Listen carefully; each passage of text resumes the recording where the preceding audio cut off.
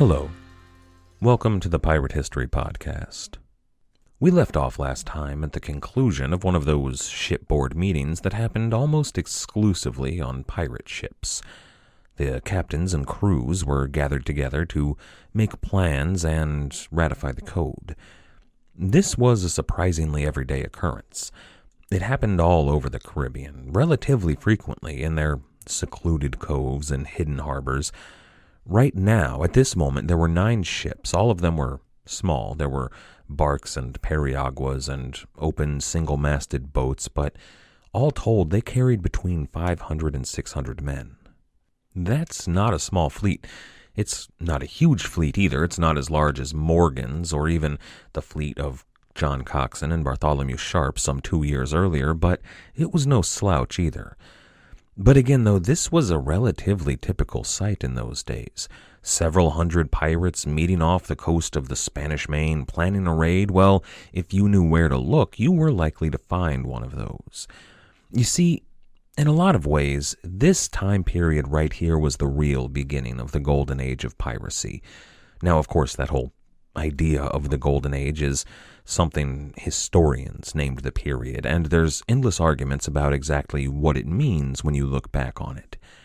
When I started this show, I chose to begin with the discovery of the New World and Sir Francis Drake.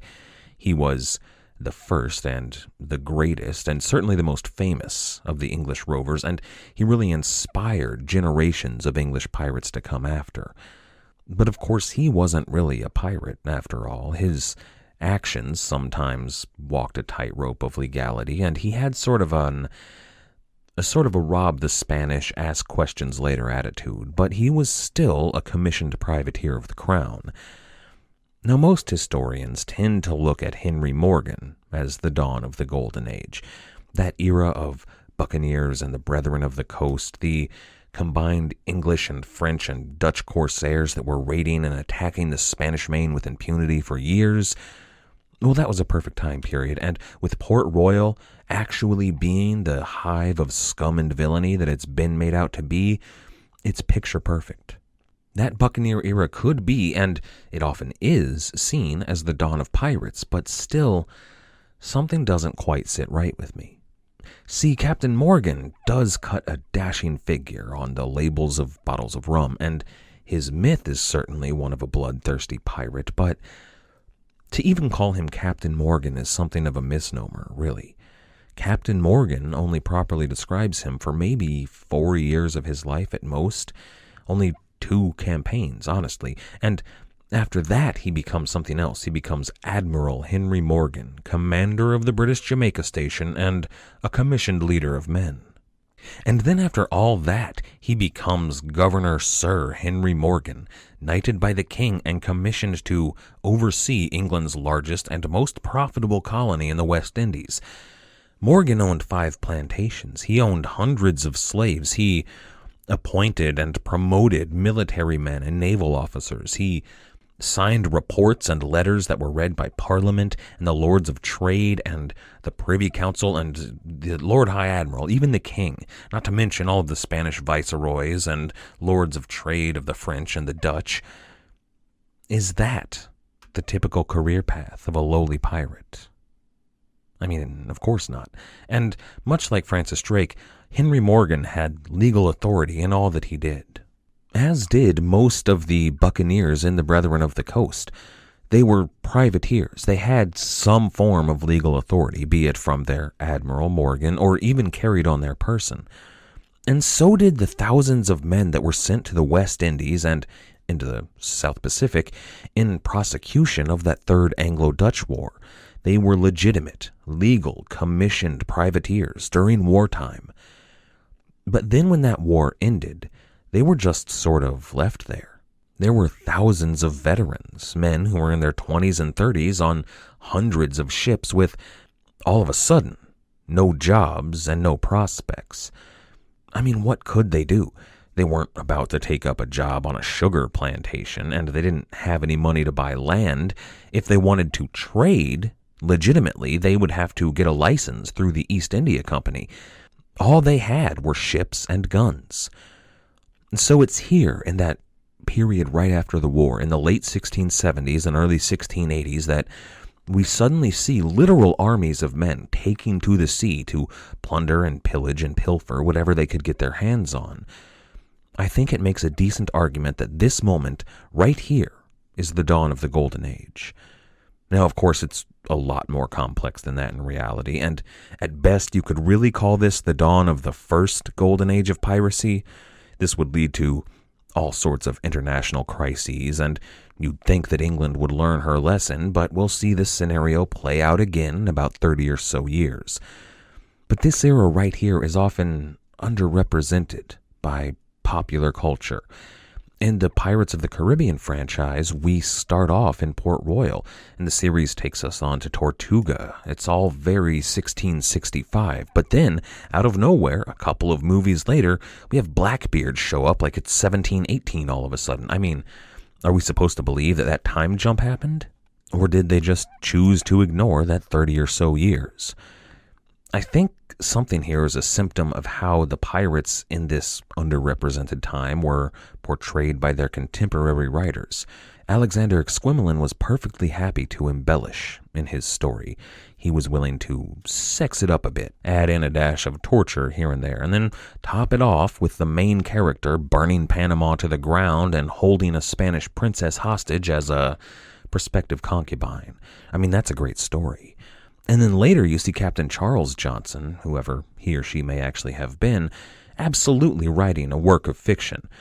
Those were real events that they were based on actual history, but then they ran with it. And those were great stories too, but William Dampier, well, his writings, while they might not have always been precise and accurate, they weren't embellished fiction. They're littered with pages and pages of natural science. He'll go on at length about Indian dress and customs, or wind currents, or fruits, he wrote pages about the manatee. And all that's important. He did great work that probably advanced scientific knowledge about the Western Hemisphere more than any other of his contemporaries. But his work isn't exactly the bodice-ripping, swashbuckling adventure that really moved books off the shelves, and as a result, this whole period is sometimes seen as less exciting, even boring. Well, today I'm here to make a case otherwise. Today's story has everything you would want in a yarn about pirates. It has battles at sea and sword fights and savage, barbarous Indians and friendly Indian kings and their daughters. It has witch doctors and Spanish armadas and stuffy English governors and romance. It's got terror, fleeing for your life, and then backstabbing and betrayal. This is episode 48, Winding Roads. That fleet that was at the meeting consisted of Captains George Wright, John Coxon, Jan Willems, Jean Rose. That was the same man that raided Portobello alongside Coxon and Sharp. Then there was Jean Tristain, Thomas Payne, and Captain Archambaud. Now, last time I introduced Captain Archambaud as Captain Arkimbo and Jan Williams as John Williams, and neither is correct. Now, Willems may have introduced himself as John Williams, Englishman, but he was in fact Dutch, but he did have a lot of aliases. But I think Archambaud was probably just a poorly translated name by Dampier. Their fleet was gathered here, along with William Dampier, Edward Davis, and John Cooke, preparing to raid up and down the Main. Now, for them, this was just business.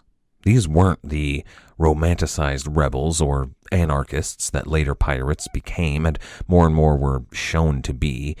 They were not out to shake the foundations of Europe, or they weren't there to fight for self-rule. They were just old Navy men, one-time privateers, and seeing as there was no peace beyond the line, they chose to continue their trade.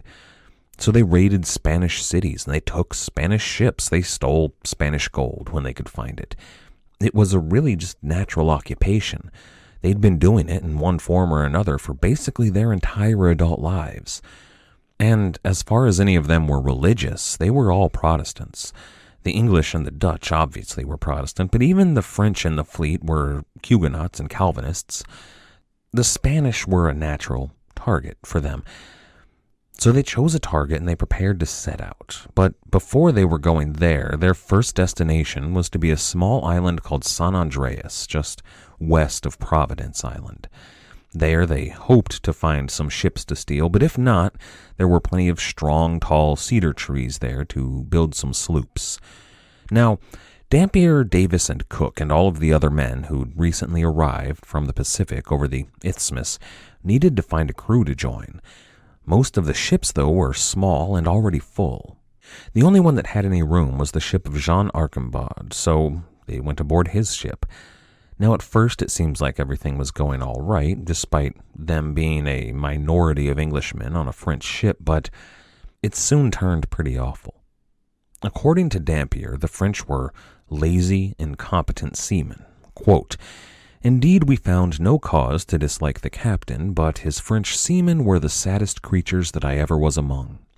For though we had bad weather that required many hands aloft, yet the biggest part of them never stirred out of their hammocks, but to eat or ease themselves."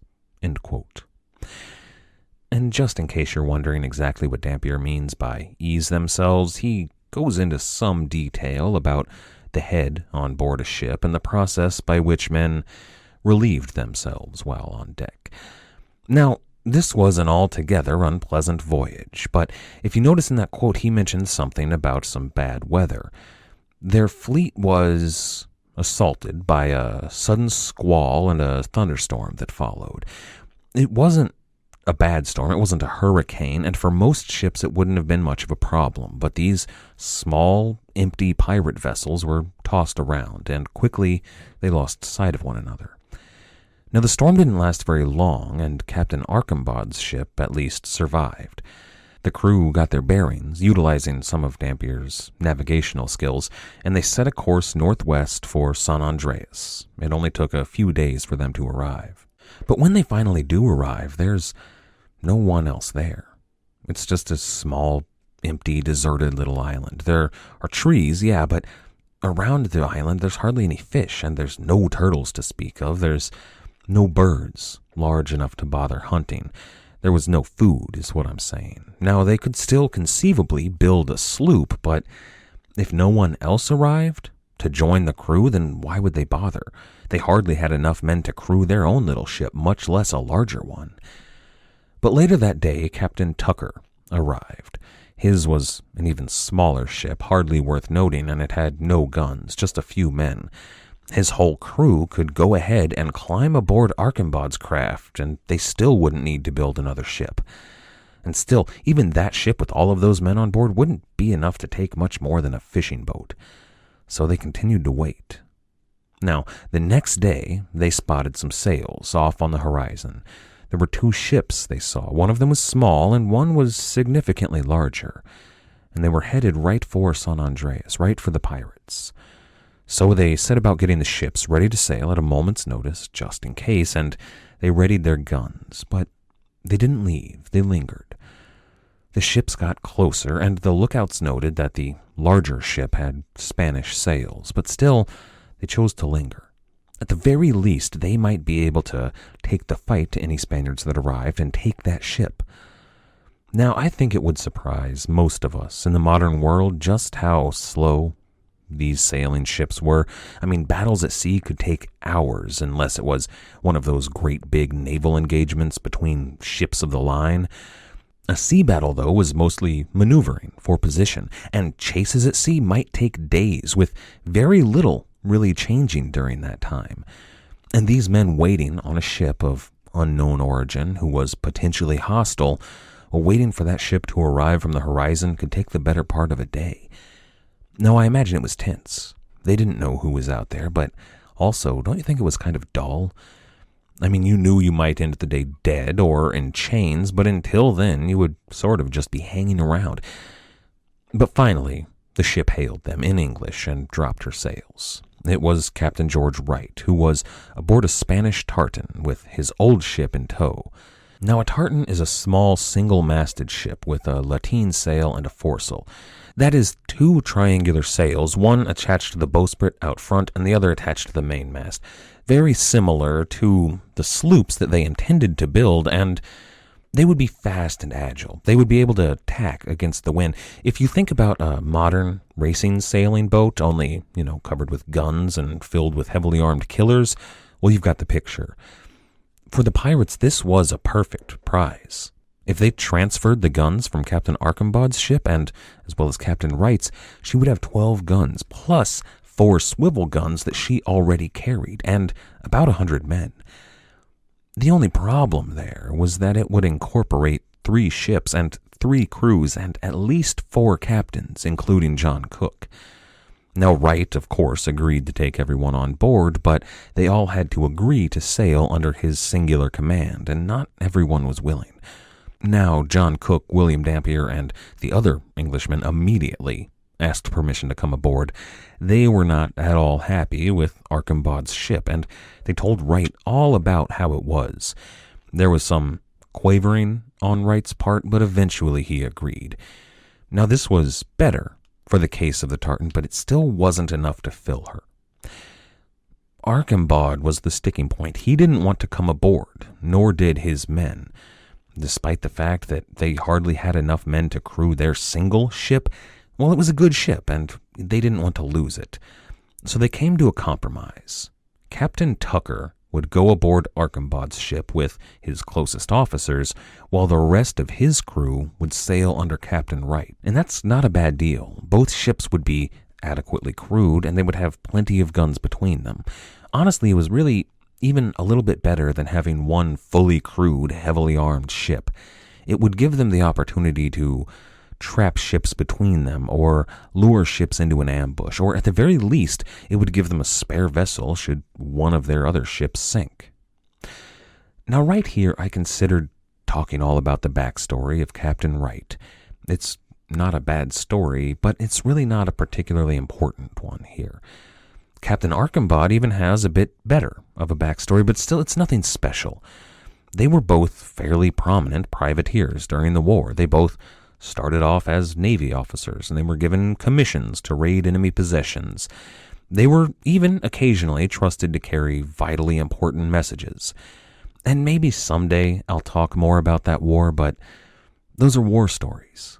And while we do have detailed accounts of what they did during the war, they're all official reports. Captain Wright sacked this port and burned this many ships, losing none of his own. They were reports intended for military planners, for the bean counters back in London. But what really interests me and what I think is important to this story is what they did later, what they did outside of the law. So the crews rearranged themselves, boarded their respective ships, and spent the next few days careening.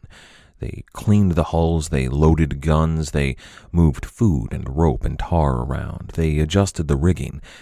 The tartan especially had an overhaul. It was turned into a proper man-of-war. It would be a quick, dangerous vessel, especially with those swivel guns at the fore and aft. If you're not familiar with the swivel gun, it's a small cannon attached to the ship that can be aimed more precisely than the larger guns on board a ship. It's used to take out targets when you're up close, and they had one at the fore and aft of each side of the ship. But after a few days, it became clear that no one else was coming to San Andreas. They may have been lost in the storm, but it was much more likely that they'd just been blown off course and sailed for their backup rendezvous. So the 2 ships sailed southwest. They stopped at the Corn Islands, or Islas del Mays, where they gathered a bit of food and hoped to meet up with some of their fleet. But there weren't any of them there. There were only a few naked Indians, which Dampier describes in great detail, but that wasn't their prescribed meeting place. They continued on to the Mosquito Coast and made for the Bluefield River. Once again, they hoped to find some of their friends there, and there was actually a good chance that they might have here. The mouth of the Bluefield River had become something of a haven for English and Dutch pirates out of Port Royal. You see, the Mosquito Coast was full of Mosquito Indians who were hostile to the Spanish, and while that was certainly helpful, the Mosquito Coast was tactically important for more reasons than just that. It made for a really good place to stop between Port Royal and the Main, so pirates would usually stop there to refit before heading on to attack Portobello or Cartagena or wherever they were going. It had become such a frequently used rest stop that there was even, well, it's too much to call it a settlement, but it's really not enough to just call it a camp. There was a presence on the Mosquito Coast. See, the Mosquito Coast was really close to Providence Island. Dampier even goes out of his way to mention the island, properly an English possession belonging to the Earls of Warwick, but at this point it was, of course, back in Spanish possession. But if you remember way back to that Puritan pirate expedition in 1630, the English Providence Company, they tried to establish a colony on this island, Providence Island. Now, their main source of income was privateering, so the colony eventually fell apart under Spanish pressure. Well, there were a lot of English and Dutch people living there that didn't really have anywhere else to go. See, Jamaica was still Spanish back in 1630, as was Cuba and Mexico and the Main, most of Hispaniola, so they would have had to have traveled several hundred miles against the wind through enemy water to reach a friendly island. That was just out of the question, so they headed for the closest bit of land where they could avoid the Spanish, which was the Mosquito Coast. Now, the Mosquito were at least not overtly hostile, so they were able to set up a camp. Not a colony and not even a settlement, just a place where they could eat and sleep. Now, one of the most prominent sailors among those exiles from Providence was a Dutchman called Abraham Blauvelt. He kept those people together. He led them, and eventually he got them back to civilization. He had become almost a mythical figure to the buccaneers. He was one of the founding fathers, kind of like, if you'll remember, Pierre Legrand, only Blauvelt actually existed. We know he did. He served alongside Admiral Mings and Mansvelt and Edward Morgan later on. So the pirates here in 1681 stopped at the Bluefields River, and that's just an anglicized version of Blauvelt. It was experiencing, though, something of a renaissance. After Henry Morgan sacked Providence in 1670 on his way to attack Panama, they tried to retake the island for England, but Spain eventually came and took it back, so the men who had been left there fled, much like the Providence Company had about 40 years before, to the Mosquito Coast. And there they set up a camp in just about the same place at the Bluefields River. Then things in the West Indies started getting increasingly uncomfortable for the buccaneers of the Americas. First Tortuga and then Port Royal became less friendly. The remnants of the Brethren of the Coast were running out of places to stay. They needed somewhere where they could put their feet up. Now, many of them chose those logwood camps near Campeche on the Yucatan, but the rest seemed to have chosen the Mosquito Coast. After the war, the privateers who had come in from Europe and the South Pacific began more and more to drift towards this place on the Mosquito Coast. And by 1681, there was, well, it was less than a settlement, but more than a camp. It was a place where, if you were in need of a crew, you could probably find some men at Bluefields who were quickly running out of rum and needed to make some money. If you were in need of a woman, you could likely find one on some beachside bungalow who would take you in for the night for the right price. If you needed repairs or supplies or just a safe harbor, it could be found at Bluefields, but it was not a place to call home. It was too exposed to be a permanent base, at least for the time being. Still, Wright and Cooke and all the rest stopped off, but they didn't find any of their friends, so they continued on to the appointed rendezvous, the Bocas del Toro, just to the south. It was there, at long last, that they finally encountered one of their own. Captain Yankee was there waiting for them. The three ships, the ships of Captain Wright, Captain Archambaud, and Captain Yankee, lay down anchor, and everyone climbed aboard the man-o-war to share their tale. Wright told all about his daring and perilous capture of that Spanish vessel, but Yankee had a more troubling tale. After the storm that separated the fleet, everybody searched around for a while to try and find one another. Now, Yankee found Captain John Coxon, Jan Williams, and Captain Tristain. That meant that everyone had been accounted for except for Captain Payne. Yankee continued the search, but the little fleet there of Coxswain, Willems, Tristain, and Yankee was surprised by an armadillo of the Spanish Coast Guard. Those Spanish ships drove right in between the pirate fleet. They split them apart, and then they began to open fire. Now, Yankee and Willem disengaged. They tacked away. They tried to make their escape. They were too small to be of any real use. They didn't carry any heavy guns.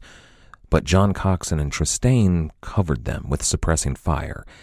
However, it was clear that even doing their best, the pirates would be overwhelmed if they didn't make their escape as well.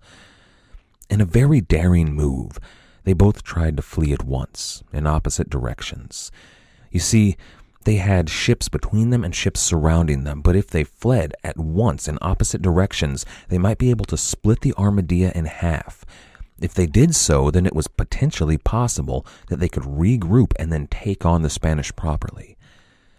But when they fled, the Spanish flota didn't split. They didn't chase after both ships. They ignored John Coxswain altogether. The entire Spanish Coast Guard fleet chased after Jean Tristain.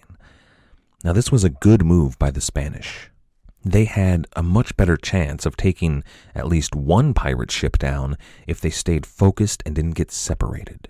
The other pirates could have rushed in to help, but they probably would have been taken down too. So they just had to watch helplessly as the Spanish followed Tristain. They were unable, or at the very least unwilling, to help him. To quote Dampier, the Spanish fired and chased him, but he rowed and towed, and they supposed he got away. End quote.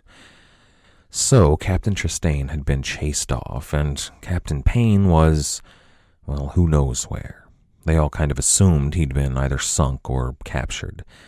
And if he did escape, he was unlikely to return this way anytime soon. Now, Captain Willems hadn't been seen since immediately after the battle. It appears that once he and Yankee escaped from the Spanish, he fled. So the fleet was in shambles here. They had to decide what they could do from here on out.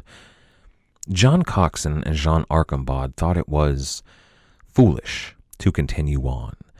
They decided it was best to return to Jamaica or Petit Goave or somewhere where news was bought and sold to regroup and to plan another venture. Plus, when it came to Archambaud, there were questions about the legality of the expedition now that the Frenchman carrying their commission was gone. But Captain Wright, though, thought he had himself a fine man-of-war, and he wanted to put her to use. John Cooke and Edward Davis, William Dampier, that whole crew, they thought that was an excellent idea, and Captain Yankee decided to tag along. So the fleet had been dispersed. Most of the captains that were accounted for were heading elsewhere. But Captain Wright, with his tartan, and Captain Yankee decided to sail east from the Bocas del Toro. They were going to sail past Portobello and even past the country of Darien. They were intending to raid the shipping around Cartagena.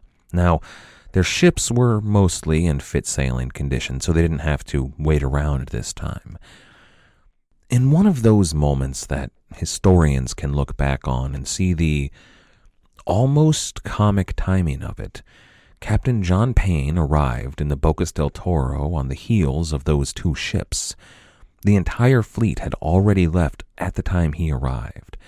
Now, John Payne was older than the rest of the pirates. He had served a long and distinguished naval career back in Europe. He'd come out to the West Indies to privateer, hoping to make enough money to retire comfortably. But then, almost immediately, the war ended. He still hadn't secured his nest egg. And then he was actually chosen to deliver a notice of an end to hostilities to Dutch cities and their governors. And that must have stung especially considering the financial position that those messages about the end of the war put him in. So, like so many others at the end of the war, he turned to piracy. The big difference here, though, is that while he may have been one of the most talented, certainly the most decorated Navy men in the fleet, perhaps in the entire Caribbean, well, he was probably the best man to have on your side in a fight, but he really wasn't much of a pirate. He knew everything there was to know about sailing and fighting, but very little else that a pirate needed to know. Where was it safe to make camp, and where was it not? Now, the Bocas del Toro were perfect for hiding your ships from Spanish eyes. That was well known, but it was also well known among proper pirates that you didn't go ashore. The Indians in these islands were not Mosquito, and they were most definitely not friendly. Quote, "The Indians here have no commerce with the Spaniards, but are very barbarous and will not be dealt with. They have destroyed many privateers, as they did, not long after this, some of Captain Payne's men, who, having built a tent ashore to put his goods in while he careened his ship, and some men lying there with their arms, in the night the Indians crept softly into the tent and cut off the heads of 3 or 4 men, and made their escape. Nor was this the first time that they had served the privateers so." End quote. Now, that wasn't the end of Captain Payne's career. After his men were killed, he would learn his lesson and sail on. But at the time, that still wasn't known to Dampier and all the rest. They were sailing for Cartagena, past Portobello, past Darien, and on to the coast of the Viceroyalty of Colombia. They did find some hunting grounds there, but nothing impressive. They took typical hauls of corn and hog. They had sugar, molasses, a little bit of tobacco. All told, it was worth a pretty penny for a few weeks' work, but it was nothing on the spices or indigo or good old-fashioned silver and gold they hoped for. They met with a Jamaican cruiser, and then they met with another out of Petit Guave who accompanied them for a time, but they came and went. They spent time careening their ships and hunting and genuinely enjoying a leisurely few months pirating about the coast of the Spanish Main. But finally, come August, William Dampier and John Cooke talked Captain Wright into returning to La Sounds Key off the coast of Darien. That's the spot where Dampier and Cooke and Davis and their friends emerged from the jungle a few months earlier. They hoped to find there word of Lionel Wafer. Captain Wright agreed, and they arrived in just a few days' time. As soon as they arrived, they shot off a volley to announce themselves. It was easily loud enough to be heard from shore, and then they sat down to wait. Before long, an Indian canoe set off from the coast, rowing toward them. It was carrying maybe a dozen men, and when the canoe got close enough, it became clear that a few of those men were English. The party climbed aboard. Now, most of them were Indians, which Dampier has described in some detail. He describes them as copper-colored, with black hair, strangely cut. They were naked mostly, aside from a small cloth around their waist, and they never wore shoes, despite having small feet. He talked about the paintings they had all over their body, and at length he went on about their jewelry. They had earrings and nose rings and lip piercings that held what he called beards of tortoiseshell. But 4 of the men were English. They were, in fact, men that Cooke and Davis and Dampier knew.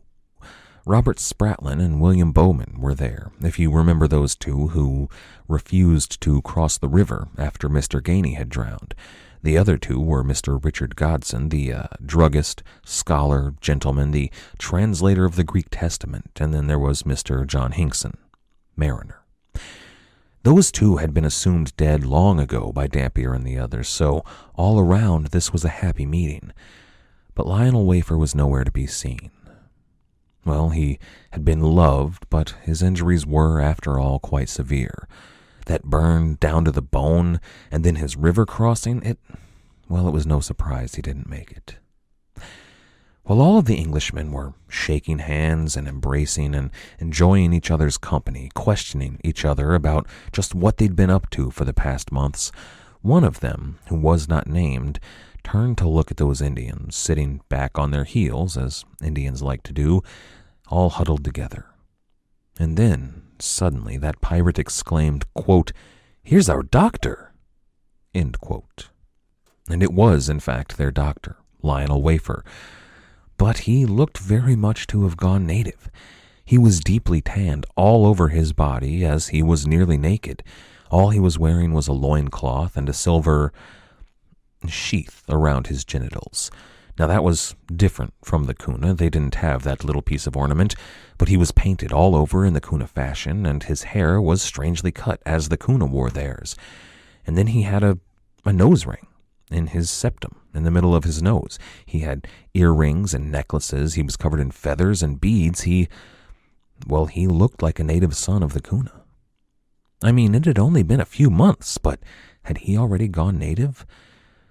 But as soon as he was called out and recognized by the men, he laughed and he stood and shook hands all around. He'd been waiting to see if anyone would recognize him, and it did in fact take them quite a while. At long last, after everybody realized that their doctor was alive, Dampier took him aside and asked, well, exactly what happened to him in that Kuna camp? Why was he dressed that way? The other men were properly dressed. Why had he pierced his nose? And Wafer did have a story to tell. Those months had been long and difficult. They held more than a few dangers for the Englishmen in the Kuna camp. At first, after Dampier and Cooke and Davis left, he was delirious with pain. He expected that he would die any time. But an old Indian woman came into his tent every few hours to chew up herbs and to spread them over the wounds. This created a poultice that she would then wrap in plantain leaves and leave him to rest. He was fed as well, and when his 4 friends arrived in camp, they were fed as well, but there was a hostility about the camp towards the Englishmen. The women especially were not kind. But still, his wounds healed quickly. It only took about 20 days before he was able to get up on his feet and walk around. The only side effect was that he occasionally suffered a numbness in that leg, which he would occasionally experience for the rest of his life. But his situation was worse. The women, when he was up and walking around, would spit at his feet. They were being fed more and more poorly every day. It soon became clear that those people in the Kuna camp thought that Dampier and his party had forced those Kuna guides to travel north against their will, and that they would then force them on board their English ships to serve as scouts and guides and hunters. And this wasn't exactly an unfounded fear. Now, that wasn't what Dampier and Cooke were doing, but there had probably been many Kuna and Mosquito men hustled onto pirate ships and even merchant and navy ships. Now, the Kuna and the Mosquito were friendly, but let's face it here, Europeans in general weren't exactly considerate of the needs of the Amerindians. Those Kuna told Lionel Wafer that they feared for their sons and their husbands and that they had been gone too long. The women began gathering wood and stacking it in the middle of town, and every time they passed one of the English, they stared daggers at them. Soon it became clear what that stack of wood was. It was a pyre. They intended to burn the English if their men weren't returned, and they gave them a time limit, 10 days. The days passed slowly, 1, 2, 3, and they dragged on, 4, 5, 6. It was becoming clear that they were hostages, or, if not hostages, exactly prisoners, who were condemned. 7, 8, 9. The Englishmen resigned themselves to their fate. But then, on that very last day of their life, a group of Kuna warriors, led by a high-ranking chief, came to town. They saw the pyres being built, and they met the Englishmen, and they talked the women down. They told them they didn't need to burn the prisoners. He suggested that those Englishmen could be taken north to the Kuna camp up on the coast, where they were much more likely to hear word of their sons. Then, if they still had no word, or it appeared the English had taken the Kuna on board, there they could be killed.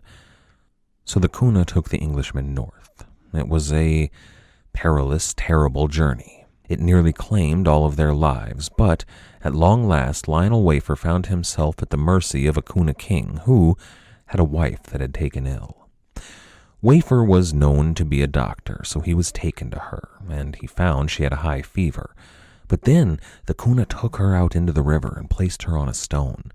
The young men of the tribe began to shoot arrows at her, little needle-thin arrows to bleed her. Wafer was appalled. He saw that whenever one of the arrows struck a vein, it would spurt blood, but it wasn't doing the job, and it was putting the king's wife in terrible pain and torment. So he told the men to stop. He told them to bring her to shore. There he produced a small blade and cut into one of her veins. She began to bleed, and she bled more, and the king believed that Wafer had deceived him and killed his wife. Wafer was grabbed, and he was about to be hustled out, but he convinced the king to let him finish his work. And he was just in time. She had bled just enough, 12 ounces, and Wafer bound her cuts. He spent the night in custody, though. His fate was hanging on that of the king's wife. In the morning he was collected and brought into the village square. There was a solemn, quiet crowd watching him. He may have expected a horrible, horrible death, but instead he was lifted up and the people cheered. His patient lived, it turned out, and her fever was gone. She was already up and walking. She came out to greet him. Wafer, well, the next few weeks became a blur. He was dressed as one of the Kuna. He was revered by them almost as a god. His nose and his ears were pierced. Ceremonial ornaments were set there. He was carried everywhere he went in this great hammock. He was fed the finest food by the most beautiful women, and those women stayed around to see that all his needs were met. I mean, that's not bad, right? If I were Lionel Wafer, I'm not sure I would have returned to English society, but it was becoming clear that the king and his wife were preparing to marry him off to one of their daughters. Now, she was very beautiful, and Wafer even considered marrying her, but that would mean giving up his old life and living among the Kuna, probably never seeing home again. So he convinced the king to allow he and the other Englishmen to travel north. They were going to that village on the coast. The king allowed it, but I suspect that he knew what Wafer was up to. While Wafer was there, he continued enjoying himself as he had been doing, but then one day they heard the unmistakable sound of a heavy gun being shot at sea. And it was then that Wafer and the other 4, a small cadre of Kuna, they set out to meet the English, and they had their reunion. Now, as I said, it was mostly a happy affair, but I wonder if Lionel Wafer, when he was writing down his account later in life, ever wondered what life might have been like if he had married that Kuna princess and settled down. There was a sadness here, though. Mr. Godson, that scholarly druggist who loved the Bible, well, he took ill once he was on board the English ship, and he died 3 days later. However, he was taken ashore and properly buried in a fashion that would have pleased him. The fleet set out once again. They were headed east, this time beyond Cartagena. You see, Cartagena was too strong to attack. They remembered all the attacks of the buccaneers and remembered well the visitations of Henry Morgan on the coast. Dampier wrote, quote, "We passed by Cartagena. We sailed in sight of it, for it lies open to the sea, and had a fair view of Madre de Popa, or Nuestra Senora de Popa, a monastery of the Virgin Mary, standing on the top of a very steep hill just behind Cartagena. It is a place of incredible wealth by reason of the offerings made here continually, and for this reason often in danger of being visited by the privateers, did not the neighborhood of Cartagena keep them in awe. It is in short the very Loreto of the West Indies. It has innumerable miracles related of it. Any misfortune that befalls the privateers is attributed to this lady's doing. The Spaniards report that she was abroad that night the Oxford man-of-war was blown up at the Isle of Vaca near Hispaniola, and that she came home all wet, as belike she often returns with her clothes dirty and torn when passing through woods, and bad ways when she has been out upon an expedition, deserving, doubtless, a new suit for such eminent pieces of service." End quote.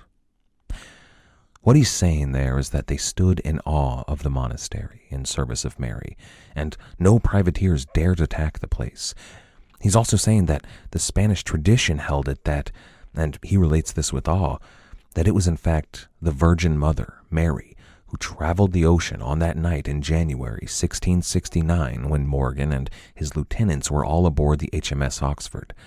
It was Mary who lit the powder flame, who exploded the Oxford, destroyed the ship, and killed more than a few pirates. So they moved on. They moved past Maracaibo toward the Dutch island Curacao. But before they reached the island, Wright suddenly decided to turn back. Now, it's probable he actually gathered some sort of news from some of the locals, or maybe he overheard a bit of gossip in a tavern. You see, they were back in civilization now, and even here in Spanish waters near Spanish cities, they were given the benefit of the doubt. Now, of course, they used fake names and oftentimes probably had to bribe their way past guards. They were certainly watched, but as long as they kept to themselves and didn't cause any trouble, they could visit the taverns and their brothels to the heart's content. For Dampier and Cooke, the men who had been in the Pacific for years, it must have been a strange feeling. But what they were looking for when they doubled back isn't exactly clear. There is mention of vessels hauling pearls, but what they came upon was a decent-sized Spanish vessel on her way to Maracaibo.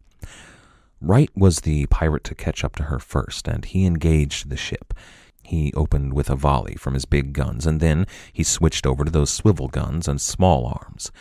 Then Yankee arrived, after maybe 20 minutes of fighting, and he entered the fight. While the Spanish craft was busy dealing with Captain Wright, Yankee boarded her, and suddenly the fight was one of pistols and steel on deck. Yankee's men fought hard, and they pushed the Spanish back, and then Wright was actually able to come aboard opposite him on the other side of the Spanish, so the two crews had the Spanish surrounded, and they surrendered. They took the prize to a quiet harbor to discuss just what to do with her. She was a 12-gun ship laden with mostly sugar and tobacco and a full armory with shot, powder, and guns. It was a good ship, a good prize, even if the cargo wasn't very worthwhile. Wright originally claimed the ship. He said he had engaged her first, but Yankee argued that claim. He cited privateer code. He and his men had boarded the ship first and taken the fight to the Spanish. By rights, according to the privateers, it was his, but Wright countered that since he had the only letter of marque in the group, which, by the way, was no longer valid here, but he argued he should get the ship. Things began to get a bit heated. The men raised their voices and had hands gripping their sword hilts with white knuckles. But then the crews intervened. They said they wanted to put it to a vote. Now, the English crew of Captain Wright didn't want the ship. They wanted to keep the vessel they had. So they voted to give this new ship to Yankee. But Wright transferred his guns and his cargo to Yankee's Dutch vessel. Yankee moved his to the new Spanish one. In the end, that tartan, that man-of-war, was demolished. After the refitting, though, they headed on to Curacao. They hoped that they would be able to sell all of their sugar and tobacco there. However, to quote Dampier, Captain Wright went ashore to the governor and offered him the sale of the sugar, but the governor told him he had a great trade with the Spaniards, therefore he could not admit us in there. But if we go to St. Thomas, which is an island and free port belonging to the Danes, and a sanctuary for privateers, he would send a sloop with such goods as we wanted, and money to buy the sugar, which he would take at a certain rate. But it was not agreed to. End quote. What that Dutch governor, Nicholas van Liebergen, was saying was that he couldn't trade with the pirates here, but if they went on to this Danish island, he would send a ship that was absolutely not involved with them to buy their goods, which then his ship could bring from the Danish port back to Curacao. But to do so, he offered them insufficient terms. And of course, the governor couldn't trade with pirates here. Curacao was surrounded by Spanish colonies. Spain and the Netherlands were closely allied at this point.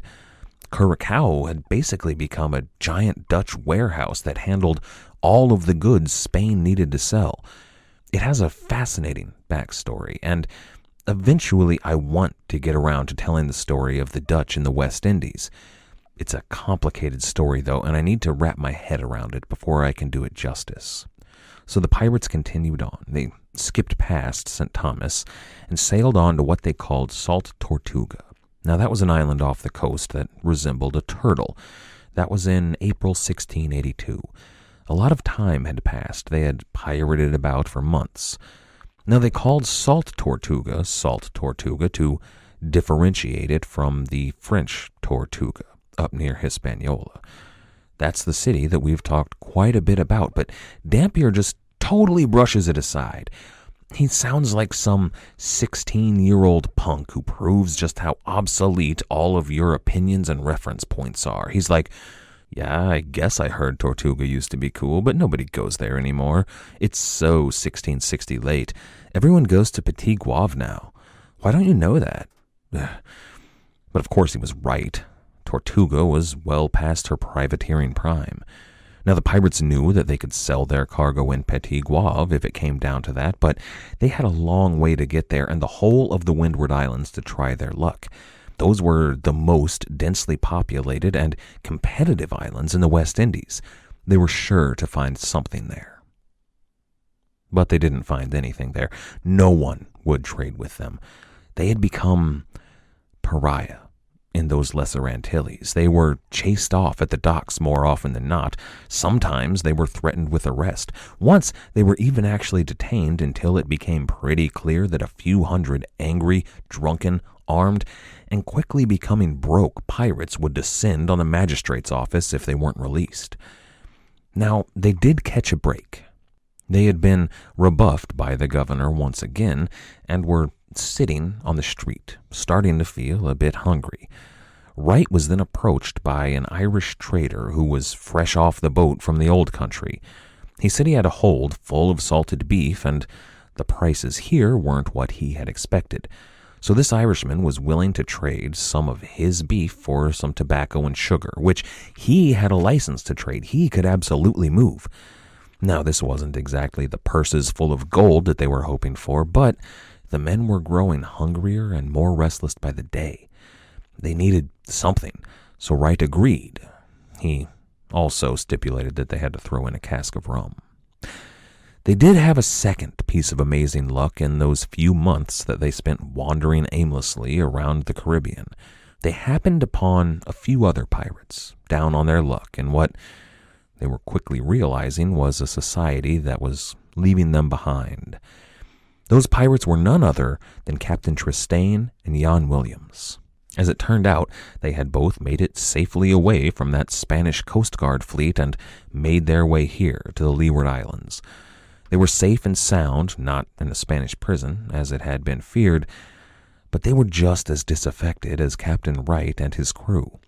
Now this was a happy moment. They found out that their old friends were alive, and they had the opportunity to share some of that beef and rum, but it soured quickly. You see, these islands, and they were actually leaving the Windward Islands and heading up into the Leeward Islands, but these islands just weren't good places for pirates and privateers. It wasn't dangerous, exactly. I mean, they might be arrested now and again, but there weren't pirate hunters or Spanish looking for them. It was just that they were obsolete here. Back in Jamaica and along the Spanish Main, the war was ongoing. Imperial Spain controlled the water and all of the resources, and then old Henry Morgan built fortresses and navies to keep her at bay, and the pirates had to scrape and work for everything, but they were able to make a living. But here, England and France and the Netherlands and even Spain all intermingled. They'd left the war behind them. Now they were concerned with trade and profit and commercial enterprise. The governors were secondary powers on these islands. It was the company that was in charge. Now that might be the British East India Company or the Dutch West India Company or the French or whomever, but they controlled the ebb and flow of sugar and slaves and cargo and profits. These islands were cosmopolitan, international cities, and they were bustling and moving like living organisms. It was a brave new world, and, well, it was one that didn't need men like George Wright or any of his old privateer naval brethren. However, on the other hand, William Dampier and Lionel Wafer, well, they saw this writing as clearly as any of them, but they processed it differently. Dampier and Wafer were educated men. They were relatively cosmopolitan themselves, and they were much more acclimated to the ways of polite society.